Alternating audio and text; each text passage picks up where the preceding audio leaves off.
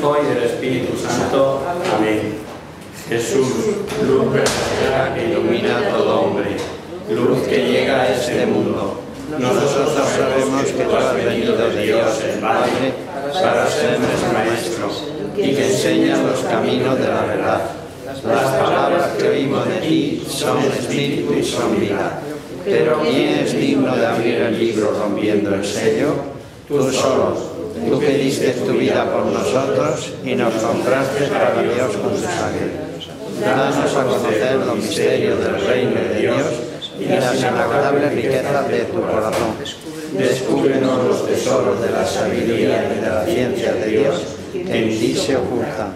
Haz que tu palabra penetre nuestras almas, guíe con luz nuestros pasos, ilumine nuestra senda hasta que amanezca el día y se disipen las tinieblas. Tú que vives y reinas por los siglos de los siglos. Amén. Muy bien, buenas tardes. Bienvenidos todos. Felicidades a las Lourdes. Y si no hay aquí Lourdes, pues a que tengan familia Lourdes, que le felicite de nuestra parte. Porque es el día, este día dedicado a nuestra madre, y que mira por dónde ha sido elegido por nuestro actual Papa, Benedicto XVI, para decir que está pochito y que vayan pensando en otro que lo haga con más fuerza, porque él dice que le faltan fuerzas. Ya no tengo fuerzas para ejercer adecuadamente el ministerio petrino. Esas son sus palabras exactas, ¿no?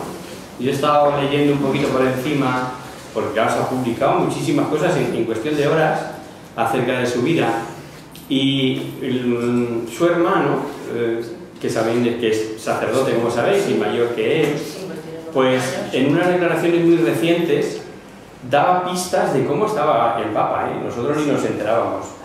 Con artrosis, con un este lateral, con un ojo que no ve bien, y que lo ha rezado. Eso es lo principal, lo ha rezado, lo ha pensado delante del Señor. Y como decía el Padre antes en la homilía de la misa, hace falta tener una super humildad, una conexión con el Señor. El hombre con más peso, más poder moral y espiritual a nivel mundial, decir, no estoy en condiciones de poder seguir haciendo esto como se merece esta tarea, ¿no?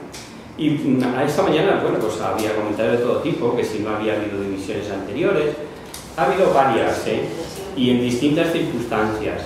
Quizá la de Gregorio XII, de 1406, es la más conocida, pero el caso no puede ser más ajeno al de la Iglesia actual. Lo digo ¿por qué? Pues porque en el derecho canónico se recogen las condiciones actuales para poder acogerse a la renuncia papal. Si el romano pontífice renunciase a su oficio, se requiere para la validez que la renuncia sea libre y se manifieste formalmente, pero no que sea aceptada por nadie.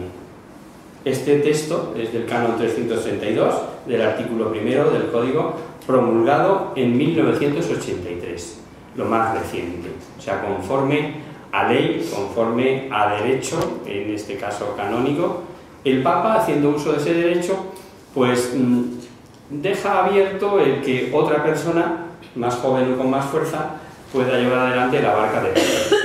Pues bien, nos encomendamos de todo. Hay una cosa que me ha llamado poderosamente la atención del arzobispo de Toledo, que decía, va a ser la primera vez en la historia que el Papa que entre pueda consultarle cosas al Papa anterior. Es curioso, ¿no? Porque claro, estando todavía vivo y en la tierra, que lo normal es que se haga cónclave pues, por el fallecimiento de un Papa, dice, va a ser la primera vez que va a tener ocasión de consultarle cosas. Pues sí, bendito sea Dios. Si es cosa del Señor y del Espíritu Santo, pues como siempre, ya sabemos que la fe no cambia, que nosotros nos aferramos a Cristo, este Cristo que estamos descubriendo a través de las cartas de San Pablo de una manera muy, muy cercana. Hoy vamos a comenzar de esta segunda carta a los Corintios un nuevo capítulo, el capítulo 4. Si en tiempos de Pablo había ya quienes con astucia, adulteraban la palabra de Dios y sus inteligencias estaban cegadas por el Dios de este mundo, que no es otro que Satanás, como sabemos, el padre de la mentira. No puede extrañarnos que ahora, en estos tiempos, siga seduciendo a quienes se dejan llevar por la soberbia, o por ansias de originalidad, o porque convenga a sus inclinaciones, e interpreten a su gusto la palabra de Dios. Incluso se permitan enmendar la doctrina de la Iglesia. Desgraciadamente, ¿cuánto hay de eso hoy en nuestro mundo? Tenían que no olvidar, tales sabios, lo que dice San Pablo y que vamos a escuchar ahora, que ya vamos a leer. Es del capítulo 4, leemos del 1 al 6. Y esto vale para todo evangelizador, de su tiempo, o del presente, o de tiempos futuros. Escuchemos. Por esto, investidos de este ministerio, por la misericordia de que fuimos objeto, no desfallezcamos, sino que desechando los tapujos vergonzosos, no procediendo con astucia ni falsificando la palabra de Dios, manifestamos la verdad y nos recomendamos nosotros mismos a toda humana conciencia ante Dios. Si nuestro evangelio queda encubierto, es para los que van a la perdición, para los incrédulos, cuyas inteligencias cegó el Dios de este siglo, para que no brille en ellos la luz del evangelio de la gloria de Cristo, que es imagen de Dios. Pues no nos predicamos a nosotros mismos, sino a Cristo Jesús Señor, y cuanto a nosotros, nos predicamos siervos vuestros por amor de Jesús, porque Dios, que dijo, brille la luz del seno de las tinieblas, es el que ha hecho brillar la luz en nuestros corazones para hacer resplandecer la ciencia de la gloria de Dios en el rostro de Cristo. Correcto, hasta ahí, muchas gracias. Dice Pablo, no nos predicamos a nosotros mismos, sino a Cristo Jesús como Señor. Eso es lo que tiene que tener todo predicador, que no se entusiasmen con él. ¡Jo, este cura qué bueno es! Y no lo han quitado, se lo han llevado a otro sitio. Mal plan. Es que ese cura, o quien quiera que sea, o ese predicador, lo que nos tiene que llevar es a Dios, lo que nos tiene que predicar es a Cristo. No su valía, ni, por supuesto que cada cual tiene la suya personal, y que agradecemos, pero no nos predicamos a nosotros mismos, dice claramente Pablo, sino a Cristo Jesús como Señor. Ni se trata tampoco de predicar un falso Cristo, ni de doctrina más o menos novedosa, no revelada, por más que lo quisiera más de uno. Investidos de este ministerio, por misericordia, dice él, el misterio de la vocación es eso, un misterio. Terrible eso de que el Evangelio puede estar velado para los que se pierden. Y por el contrario, al igual dice San Pablo, que Dios hizo brillar la luz y que igual que Dios hizo brillar la luz en el seno de las tinieblas, hoy leíamos ya los relatos de la creación, hace brillar la luz en los corazones de los fieles, para que conozcan la gloria de Dios que brilla en el rostro de Cristo. Queridos amigos, si supiéramos predicar a Cristo así, de manera que brillara la luz en los corazones. La predicación del apóstol tiene que ser limpia, sincera, aunque a veces, por defender la verdad, se vea uno en inferioridad de condiciones. Pero volvemos a lo mismo, no soy yo el que tiene que quedar bien, es el Señor. Un ejemplo, charlábamos un día con los testigos de Jehová, se trataba de la formación del hombre, de la creación del hombre, y ellos toman en sentido literal lo del barro, y vimos que al citar el texto flaqueaban en cuanto al misterio de la Santísima Trinidad, que ellos niegan, y flaqueaban, digo, por el plural ese de hagamos al hombre a nuestra imagen y semejanza. Este plural, hagamos, les traía a maltraer, y nada mejor que nos hubiéramos amparado en el texto para defender la Trinidad, pero no hubiera sido honrado, y no se necesita retorcer el texto o hacer al texto que diga lo que no tiene para enseñar verdades, puesto que eso se volvería en contra de la propia verdad. Y se les dijo que también, y con toda probabilidad, según todos los exegetas, ese plural es un plural majestático, o sea, como en el uso de la autoridad, como cuando un juez habla, o como cuando nos referimos y está hablando una sola persona. Pues lo honrado es ir con la verdad por delante y hablar que ese majestático, o sea, ese plural podía ser simplemente un hablar majestático. Y eso, que anteriormente, cuantos textos habíamos usado a favor de la Trinidad, no les causaban la impresión que este texto, fijaros, que este plural. Bueno, corramos o cerremos ese paréntesis, que no sé si venía a cuento. Sí venía, porque hablamos de lo que es la sinceridad en el predicar, ¿no? Que Jesucristo es imagen de Dios, lo va a repetir San Pablo a los colosenses, a los hebreos, semejante en cuanto que procede del Padre, siendo igual a Él, y otro tanto con el Espíritu Santo. Pero va a volver a salir el tema, y ahora solo usábamos eso como ejemplo. Vamos a seguir leyendo, ahora del 7 al 12. Pero llevamos este tesoro en vasijas de barro, para que aparezca claro que esta pujanza extraordinaria viene de Dios y no de nosotros. Estamos acosados por todas partes, pero no derrotados, perplejos, pero no desesperados, perseguidos, pero no abandonados, desechados, pero no aniquilados.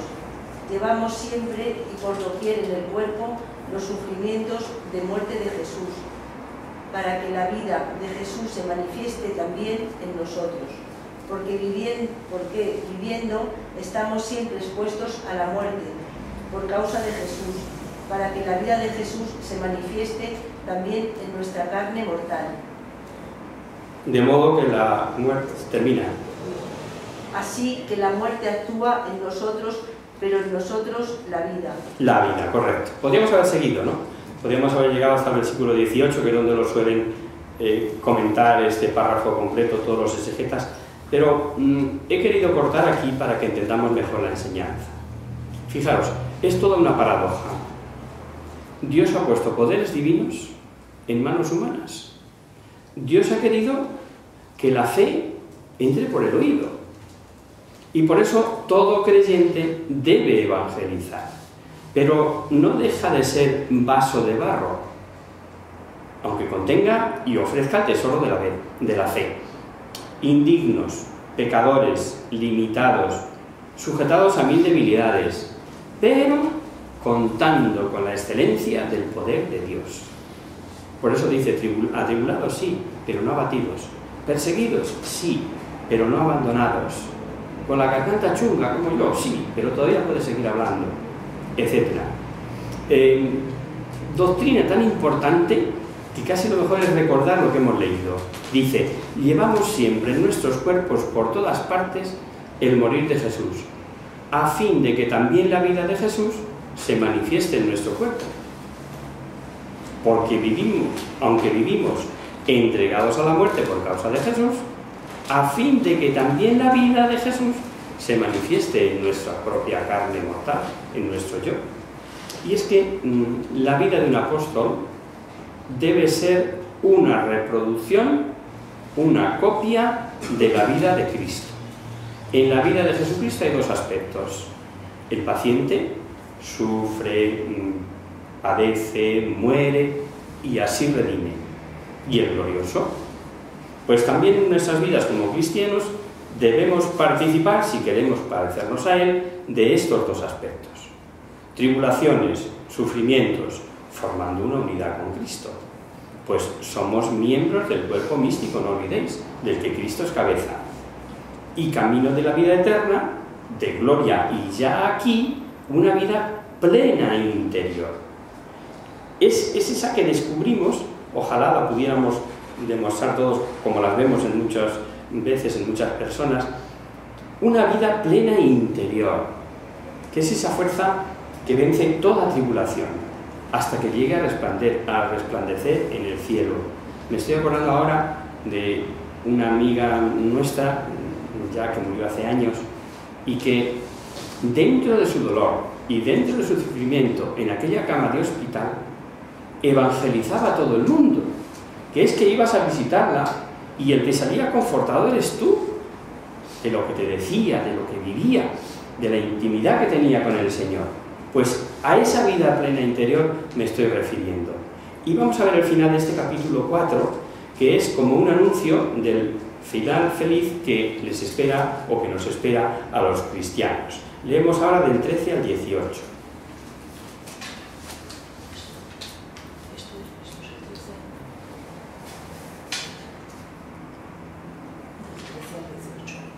Del capítulo 4, de la segunda de Corintios. Pero teniendo el mismo espíritu de fe, según lo que está escrito, creí por eso y hablé. También nosotros creemos y por eso hablamos, convencidos de quien resucitó al Señor Jesús, también nos resucitará con nosotros y nos dará un puesto en vuestra compañía. Porque todos vosotros, y para que la gracia cada vez más abundante multiplique las acciones de gracia para gloria de Dios, por esto no desfallezquemos, pues aunque nuestro hombre exterior vaya perdiendo, nuestro hombre interior se renueva de día en día, pues el peso momentáneo y ligero de nuestras tribulaciones produce sobre toda medida un peso entero de gloria para los que no miramos las cosas que se ven, sino las que no se ven, pues las visibles son temporales, las invisibles eternas. Ha empezado, como hemos visto, o algunos lo habréis reconocido, con el Salmo 116, para que igual que el salmista tenía fe y confianza en Dios, la tengamos nosotros en que resucitaremos, resultando así toda tribulación momentánea, siendo lo que pesa en la gloria eterna, que es incalculable. Mientras la tribulación es temporal y pasajera, el peso eterno de la gloria es incalculable. Todo lo de aquí es temporal, todo lo que nos espera, eterno. No desfallecemos, dice, aunque el hombre exterior se vaya desmoronando, que habréis leído por ahí en otras traducciones, ¿no?, distinta de la que nos ha leído Vicente, pero os habréis dado cuenta que a la vez dice que no solo dice desmoronando, sino que a la vez se va renovando el hombre interior, por aquello de que siempre nos sentimos jóvenes. Dice, no, es que por dentro yo no sé que tengo tantos años, me creo que soy de 25, de 18, de 32, de lo que queráis. Es eso, es eso, un significativo detalle. Cuando anima a tener ese espíritu de fe y cita un salmo, dice San Pablo, como dice la Escritura. Esto lo hace más de una vez. Él da por hecho que la Escritura no puede fallar, que hay que creer en ella. Y amigos, eso es fácil de decir, pero ¿de verdad nos lo creemos? ¿O de verdad tenemos en cuenta la Escritura? Sobre todo cuando nos dice algo que no queremos oír, ¿no? Ya hicimos alusión y volveremos con esta cita al tratar de la carta a los romanos, esa que dice, Dios hace concurrir todas las cosas para el bien de los que le aman. Jope. Y eso cuando lo estoy pasando churro. Y cuando leo, pues mira, según dice la Escritura, pues nos diría Pablo, según dice la Escritura, y es parte de la Escritura, pero no siempre nos lo creemos cuando sucede. Aunque sean acontecimientos agradables o penosos o temidos, son para bien, son para nuestro bien. Vamos ya con otro capítulo, y es el capítulo 5. Vamos a leer del 1 al 5. Es uno de los pasajes más hermosos de las cartas de Pablo, y en él precisamente se inspira la liturgia del famoso prefacio de difuntos. Escuchemos. Pues sabemos que si la tienda de nuestra mansión terrena se deshace, tenemos de Dios una sólida casa, no hecha por mano de hombre, eterna en los cielos. Gemimos en nuestra tienda, anhelando sobrevestirnos de aquella nuestra habitación celestial, supuesto que seamos hallados vestidos, no desnudos, pues realmente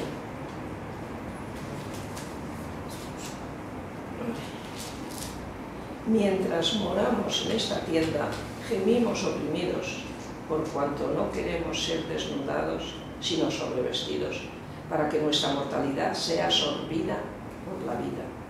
Y es Dios quien así nos ha hecho, dándonos las arras de su Espíritu. Las arras del Espíritu. ¿Os acordáis qué son las arras en la boda? Pues cojamos nota. Efectivamente, la certeza de que hemos de morir es para todos, también para los creyentes. Pero esta certeza que entristece nada quita a la verdad esperanzadora de la vida que no termina, sino que se transforma. Es un texto que da desde luego firme esperanza a los evangelizadores y, como digo, se usa en prefacio de difuntos, ¿no? Importancia de que al final nos encuentre el Señor vestidos y no desnudos, desnudos de buenas obras. Es posible. Hay varias interpretaciones y no poco complicadas. Por ejemplo, si se refiere a estar desnudos del cuerpo, refiriéndose a los de la última generación que serían hallados vestidos, también deseando ardientemente sobrevestirnos de nuestro lugar de habitación, el cuerpo glorioso, que es el cielo. Bueno, dejemos esos galimatías para los que estudian y para los que saben, pero hay algo que quizá o yo diría, no nos olvidemos de la primera interpretación que he aventurado como posibles: desnudos de buenas obras. Pues fijaros lo que viene a continuación. Vamos a leer ahora del 6 al 9. Así estamos siempre confiados, persuadidos de que mientras moramos en este cuerpo estamos ausentes del Señor, porque caminamos en fe y no en visión, pero confiamos y quisiéramos más partir del cuerpo y morar junto al Señor. Por esto, presentes o ausentes, consideremos como un honor serle gratos, puesto que todos hemos de comparecer ante el tribunal. Suficiente, hasta ahí, muchas gracias. De buen ánimo, pues de salir de este cuerpo para vivir con el Señor. Por eso, en cuerpo o fuera del cuerpo, nos preocupemos, más que preocuparnos, todavía dice él, que nos afanemos por agradarle. Porque es necesario que todos nosotros seamos puestos al descubierto ante el tribunal de Cristo. ¿Para qué? Pues para que cada cual recibamos conforme a lo que hicimos durante la vida mortal, el bien o el mal. Hay una frase de estas que vienen así para imprimir en estampitas y en los payasetes, que me hizo reflexionar el otro día. Estaba buscando yo otras cosas y me encontré con ella y decía: no hay obras buenas, no era exactamente, o no importa obras buenas y malas, atente a las consecuencias. O sea, lo importante son las consecuencias de las obras buenas o de las obras malas. Entonces, si estamos de cara al Señor y tenemos que dar un día cuenta de lo que hemos hecho bueno y malo, no cabe la menor duda que nos debemos aplicar, nos debemos afanar por aprovechar el tiempo en obras buenas.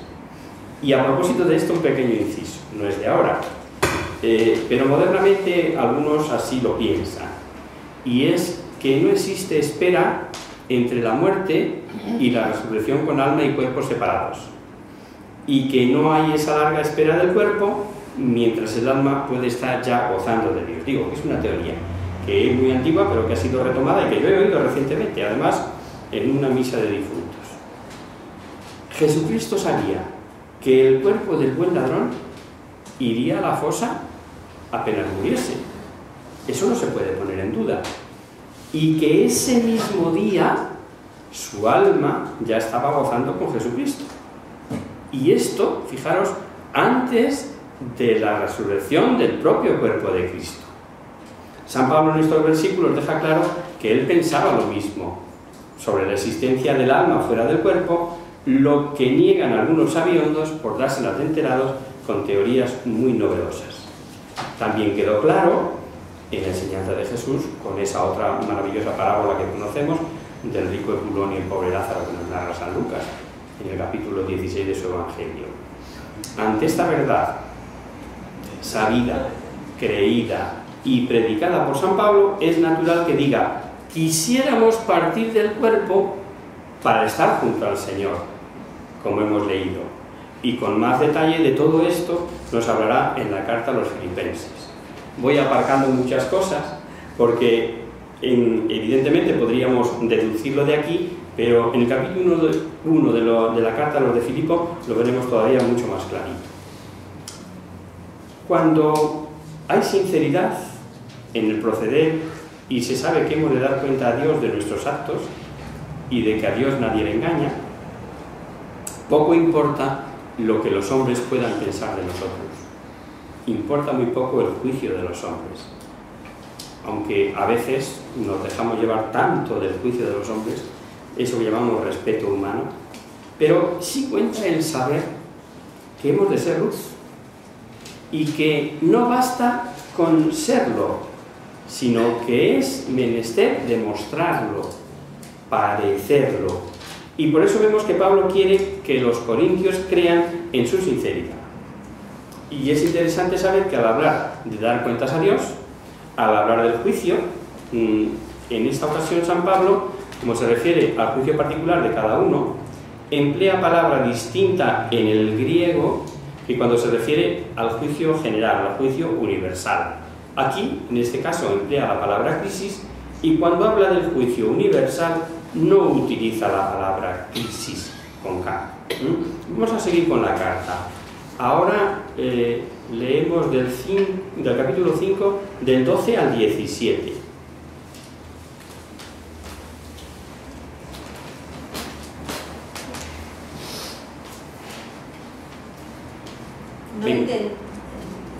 Adelante. No intentamos recomendarnos de nuevo, sino daros ocasión de que os sintáis orgullosos de nosotros, para que podáis responder a los que lo hacen externamente, pero no de corazón.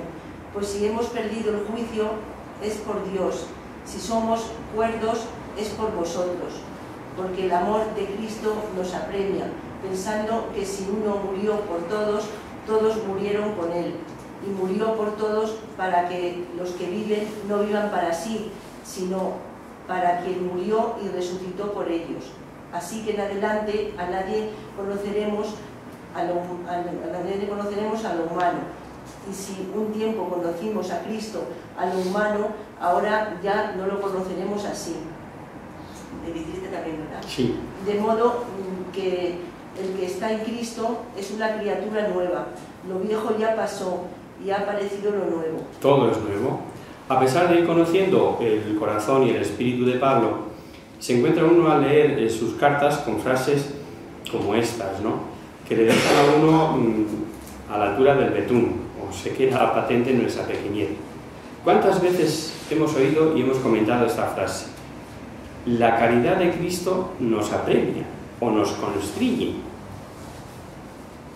¿Cómo vive Pablo la verdad del cuerpo místico y de la redención? Porque nos constriñe el estar persuadido de que Cristo murió por todos. Y al ser así, atención, los que viven no han de vivir ya para sí, sino para aquel por el que murió y resucitó. Por quien murió y resucitó. Es decir, Cristo murió por todos, se hizo representante de toda la humanidad, y el pecado va de nosotros a Él, y la justicia viene de Él a nosotros. La muerte de Jesucristo fue un hecho real, histórico, que ocurrió en un momento concreto de la historia, allí y en ese momento. Pero nuestra muerte y resurrección, la de cada uno, se da en el bautismo, que es cuando nos incorporamos a Cristo resucitado. Por tanto, ciertamente, como nos han leído, somos criaturas nuevas. Vamos a ir buscando otra. Y leemos ahora del 18 al 21. Mas todo esto viene de Dios, que por Cristo nos ha reconciliado consigo y nos ha confiado el ministerio de la reconciliación. Porque a la verdad Dios estaba en Cristo reconciliando al mundo consigo mismo, no imputándole sus transgresiones y poniendo en nosotros la sentencia de la reconciliación. Somos pues embajadores de Cristo, como si Dios os exhortase por medio de nosotros. Por Cristo os rogamos, reconciliaos con Dios.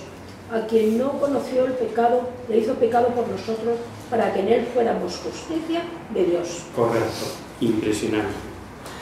A quien no conoció pecado, le hizo pecado por nosotros para que en él fuéramos justicia de Dios. Ahí queda. Y podrías haber dicho palabra de Dios. Palabra de Dios. De cómo vivía y sentía esta doctrina Pablo, te he hecho por infinidad de textos. Se hizo pecado, se hizo maldición, se ofreció por soportar nuestros pecados. Es toda una conclusión. Y de nuevo vemos que da a conocer la obra de Jesucristo como encomendada a los apóstoles. Todo bautizado debe ser un apóstol. Debe ser embajador de Jesucristo. O se nos debe pedir la cooperación con Cristo, con Dios, en la obra de esta salud mesiánica. Y cuenta con azares que San Pablo, en un impresionante recuento de tribulaciones, debilidades, alegrías y fuerzas, enumera como paradoja del cristiano. Es un pasaje de los más bonitos, de los más líricos y hermosos que encontramos en las cartas de Pablo. Es ahora el comienzo del capítulo 6. Leemos de la 2 Corintios 6, del 1 al 3. Otra voz, valiente.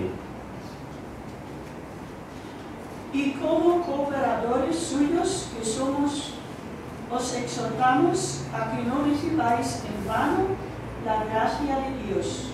Pues dice él: en el tiempo favorable te escuché, y en el día de salvación te ayudé.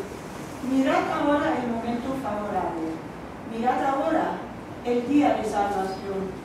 A nadie damos ocasión alguna de tropiezo, para que no se haga mofa del ministerio. Antes bien. Hasta ahí, gracias, sí.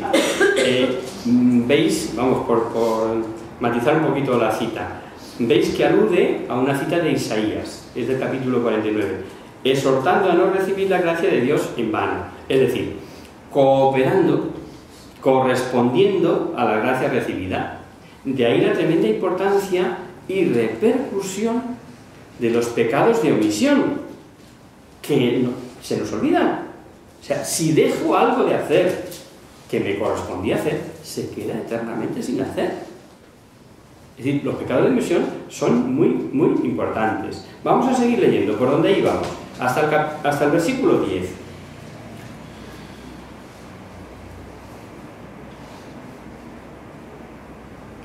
Sí, tú misma, si quieres.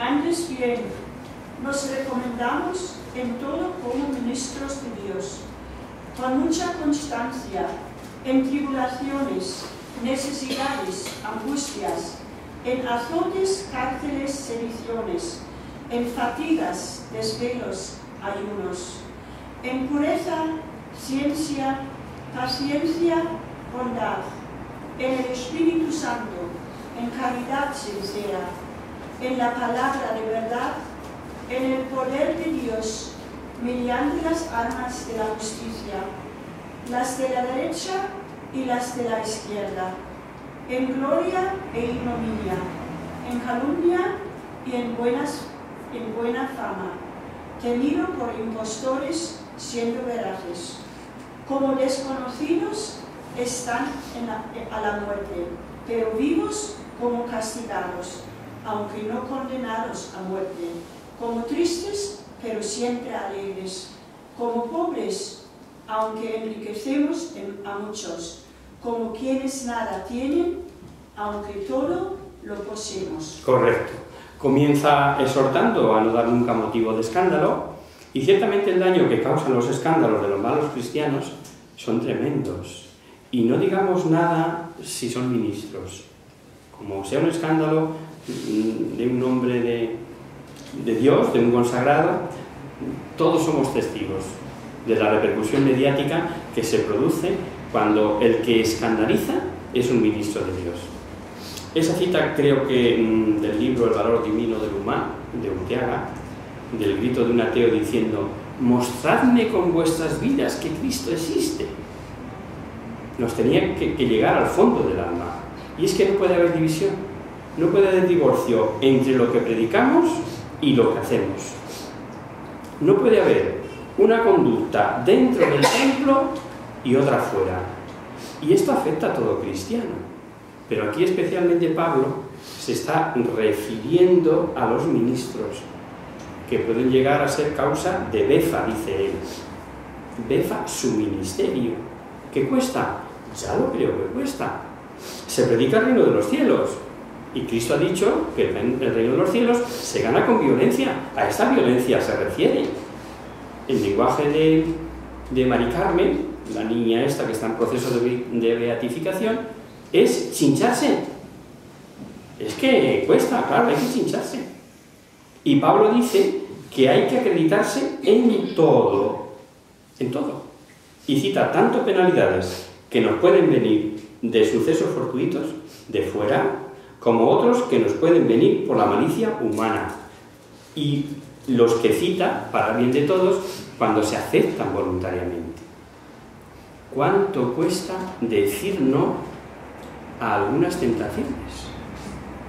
Que se presentan además como aparentemente insignificante. ¡Qué tonto eres! Si no lo aprovechas tú, lo va a aprovechar otro. Si esto está establecido así, si es que como encima lo vas a ver, etcétera, etcétera, etcétera.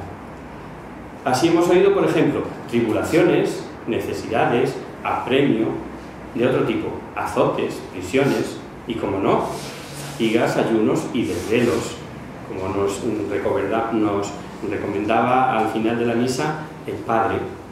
Llega el momento de ponerse en forma, ¿eh? O sea, ¿qué hacemos cuando estamos ahí en abril, mayo y ya estamos pensando en la playita? Quitar los michelines, ¿a que sí? Y enseguida no sé qué, que luego en la playa voy a estar feo. Pues es el momento de ponernos en forma, de quitar los michelines del alma. Y empieza el miércoles. Este miércoles de ceniza se trata, y la medicina ya la sabemos, la receta siempre es la misma. Oración, ayuno y penitencia, podríamos meter un ayuno, y limosna. Penitencia, ayuno, limosna, oración. Penitencia, ayuno, limosna, oración. Si es lo de todos los años. Lo de siempre. Entonces, si nos queremos poner en forma, ya lo sabemos. El miércoles dan el pistoletazo de salida. Miércoles de ceniza. Bien, seguimos. Los 3 últimos versículos son maravillosos, preciosos. Y el mejor comentario es volver a leerlos. ¿Quién se atreve? En gloria e ignominia, a partir de ahí. En calumnia, o lo leo yo. En calumnia y en buena fama, tenidos por impostores, siendo veraces. ¿Cuántas veces ocurre esto? O sea, si es que son mentirosos, si es que no sé qué, y están diciendo la verdad. Como desconocidos, aunque bien conocidos. Como quienes están a la muerte, pero vivos. Como castigados, aunque no condenados a muerte. Como tristes, pero siempre alegres. Como pobres, aunque enriquecemos a muchos. Como quienes nada tienen, aunque todo lo poseamos. Y tras abrir Pablo el corazón, expresando a los corintios su amor, les pide que igualmente ellos abran su corazón y que correspondan. Y eso es lo que dice a continuación. Leamos ahora de este capítulo 6, 11 al 13. Corintios, me he desahogado con vosotros y mi corazón se me ha ensanchado. Yo no tengo reservas con vosotros, sois vosotros los que las tenéis conmigo. Pagadme con la misma moneda. Os digo, como a hijos, ensanchad también vuestro corazón. Como hijos os hablo, abrid también vuestro corazón. Y el final de este capítulo 6, el próximo que vamos a ver, extraña un tanto si no tenemos en cuenta la corrupción que había en Corinto, si se nos ha olvidado. Porque después de cuando hemos escuchado volver a pedir que no se contaminen, pero hay algo que parece de imperiosa necesidad ante los peligros y que advierte Pablo. Nos dirá, salid de en medio de ellos. Y esta recomendación no es coger el barco e iros de Corinto, no. Ni buscar un lugar donde no llegue la tentación, no. Ya había dicho el Padre, Jesús al Padre en aquella oración preciosa, la oración sacerdotal que encontramos en San Juan, esa hora de las coincidencias que le llamo yo, que no te pido que los saques del mundo, sino que los preserves del mal. ¿Os acordáis? Pues esto es lo que les viene a decir Pablo ahora a los corintios, que sean preservados de las malicias del mundo. Y a propósito de esto, dice Pablo, a ver, ¿quién lee? Del 14 al 18. No os unáis en yunta desigual con los infieles. ¿Qué consorcio hay entre la justicia y la iniquidad? ¿Qué comunidad corre entre la luz y las tinieblas? ¿Qué concordia entre Cristo y Belial? ¿Qué parte del creyente con el infiel? ¿Qué concierto entre el templo de Dios y los ídolos? Pues vosotros sois templo de Dios vivo, según Dios dijo, yo habitaré y andaré en medio de ellos, y seré su Dios, y ellos serán mi pueblo. Por lo cual, salid de en medio de ellos y apartaos, dice el Señor, y no toquéis cosa inmunda, y yo os acogeré, y seré vuestro Padre, y vosotros seréis mis hijos, y mis hijos, dice el Señor Todopoderoso. Correcto. A lo mejor os ha llamado la atención lo del Belial, sí, os ha llamado, es hijo del infierno. Es un sinónimo de Satanás, la traducción de Belial, claro, o Belcebú, o como queráis, pero es un sinónimo de Satanás.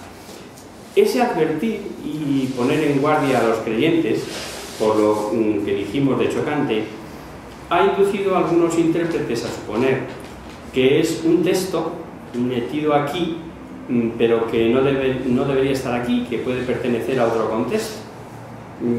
No al lugar, lo cierto es que está así en todos los códices, y más bien puede deberse a ese temor propio del terrible paganismo y corrupción de Corinto. No perdamos de vista el marco histórico con el que empezábamos a hablar, no ya en esta segunda carta, sino en la primera. Por todos los lados corrupción, por todos los lados lujuria, por todos los lados. Y el bueno de Pablo, pues como cuando nosotros escribimos una carta a un ser querido, después de haber advertido de todo aquello, al final le decimos, oye, que no se te olvide que... Un poco así podemos ver este pasaje aquí de este capítulo 6, ¿no? Sobre todo no podemos descartar el peligro que tenían aquellos cristianos que, convertidos, no podían dejar de la noche a la mañana sus amistades paganas, que viven entre cultos idolátricos, fiestas, orgías, etcétera, etcétera. Si es que son nuestros amigos. Y es que ahora ya no vamos a cenar. A ver, no sé si quiero meteros un poquito en el marco histórico, ¿no?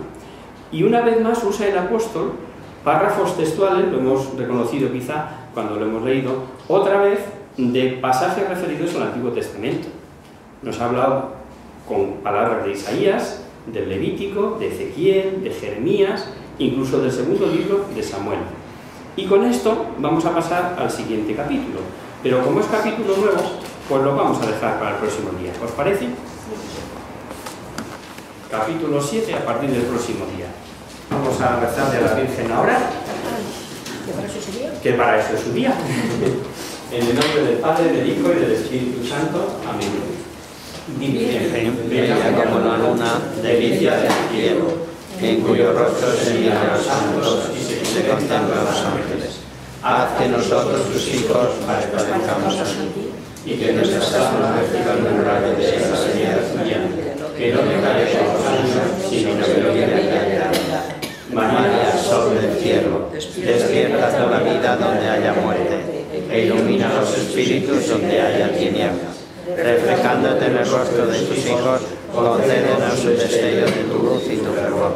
María, poderosa como un ejército, concede a nuestro fin la victoria. Somos tan débiles y nuestro enemigo se sobrevece con tantos estragos, mas con tu bandera nos sentimos seguros de vencerlo. Él conoce el poder de tu pie y teme la majestad de tu mirada.